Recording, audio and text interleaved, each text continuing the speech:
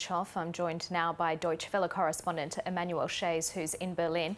Emmanuelle, how is this news being received in Germany?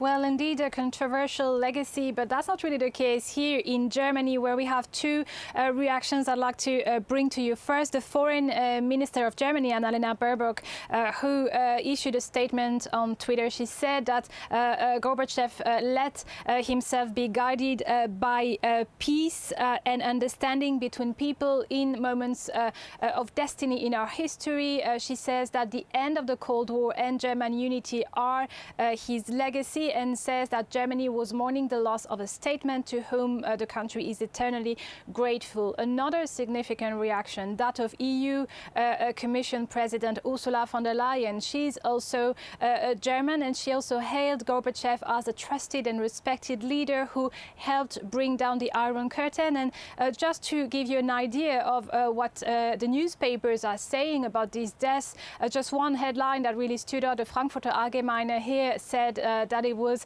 an angel of peace who has just died. So those are the first reactions we're getting. And how was Mikhail Gorbachev perceived in Germany and more widely through Europe? It is a very significant figure in the West from 1985, where he became General Secretary, to 1991, when he was the first and the last president of the USSR. He made decisions that changed the course of history in a way that was particularly felt here in Germany, in a society that was very much divided, physically divided by a wall, even here in Berlin. So he's seen as the architect of the demise of the USSR, but also as the person who lifted the Iron Curtain. His legacy is subject to controversy. It was also under his rule that Soviet troops tried to suppress, and very violently so, protests all across the USSR. I'm thinking about Almaty in Kazakhstan.